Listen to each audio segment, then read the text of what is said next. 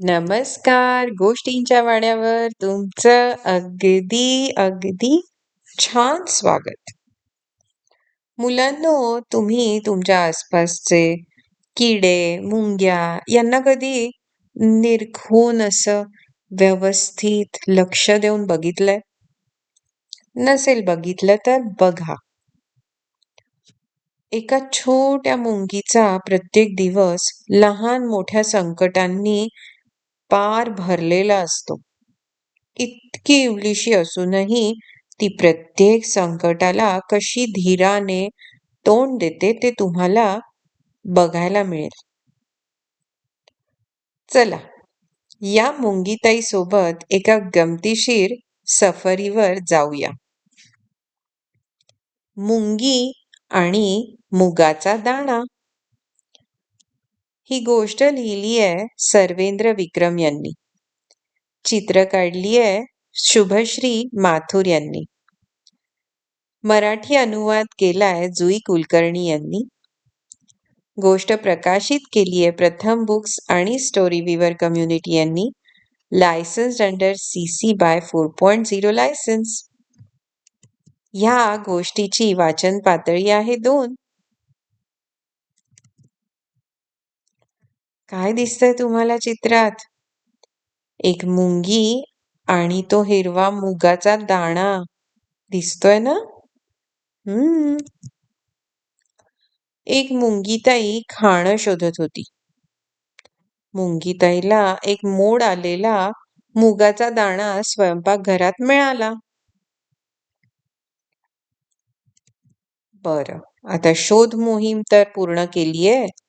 आता तो दाणा आपल्या घरात कसा न्यावा हा पुढचा प्रश्न. हे पुढचं संकट आहे आमच्यासाठी. आम्ही आहो इतके इवलेशे छोटेशे, हो की नाही? मुंगीताई तो दाणा उचलू लागली. दाणा तसा जड होता, पण मुंगीताई दाणा खेचत खेचत खेचत खेचत तिच्या घराकडे नेऊ लागली. तिचं घर तिथून फार दूर होतं. आता हे पुढचं संकट. बघितलं तुम्ही? बिचारी मुंगी. वाटेत नळातलं पाणी वाहत होतं.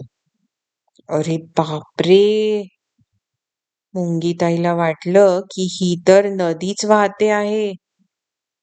आता ती आहे इवलीशी आणि ते पाणी वाहत होतं ते तर तिच्यासाठी मोठंच संकट होतं. तिच्या जीवाला धोका होता, हो की नाही? तुम्हाला माहितीये ना, मुंगी जर पाण्यात गेली तर ती मरू शकते आणि बहुधा मरतेच बिचारी. मुंगीताईसाठी ते वाहतं पाणी म्हणजे नदीच होती, कारण ती इवलीशी होती आणि पाणी खूप जास्त होतं.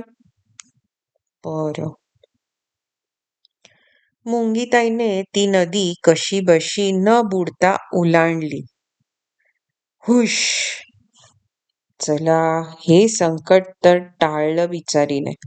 आता पुढे काय आहे बघूया. मग मुंगीताई दाणा घेऊन पुढे चालू लागली. तर तिला रस्त्यावर एक बादली दिसली. मुंगीताई दाणा घेऊन बादलीवर चढू लागली, पण सटकन घसरून खाली पडली. मुंगीताई परत बादलीवर चढू लागली, पण परत घसरून खाली पडली. अरे रे रे, बिचारी. किती लागलं असेल तिला, हो की नाही? तेवढ्यात दुसरी मुंगी तिला भेटली. दोघींनी थोडा वेळ गप्पा मारल्या. आता 2 मैत्रिणी भेटल्यावर शांतपणे तर नाही राहू शकत ना त्या. गप्पा तर होतीलच. तशाच या मुंग्या पण असतात, गप्पिष्ट. त्या दोघी मुंग्यांनी तो दाणा खेचत बादलीला एक फेरी मारली आणि पुढचा रस्ता धरला. मुंगीताईचं घर अजून तर फारच दूर होतं.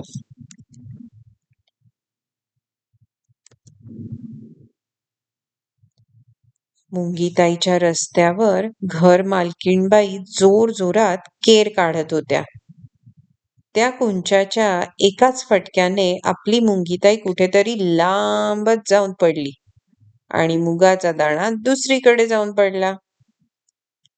मुंगीताईने न दमता तो दाणा शोधून काढला आणि तो घेऊन जाऊ लागली. हे काही सोपं नसतं बरं का मुलांनो. ती हे जे सगळे कष्ट करतेय हे खूप अवघड काम आहे. एकानंतर एक, एकानंतर एक, एकानंतर एक. जसे तुमचे एका दिवसानंतर दुसऱ्या दिवशी जशी टेस्ट असते किंवा एक्झाम असते, तशी तिची पावलोपावली ही एक्झामच आहे. She is getting tested for her patience. पण ती धीर सोडत नाही. आपण हे शिकलं पाहिजे तिच्याकडनं. She doesn't give up. She always fights. She always faces the problems. हो की नाही? चला पुढे ऐकूया. मुंगीताईने न दमता तो दाणा शोधून काढला आणि तो घेऊन जाऊ लागली. तिचं घर अजूनही जवळ नव्हतं, बरंच दूर होतं.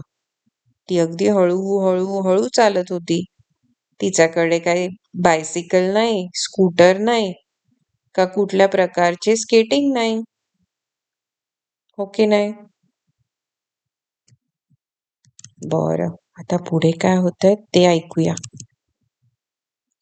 मग मुंगीताई एका झोपलेल्या कुत्र्याजवळून गेली.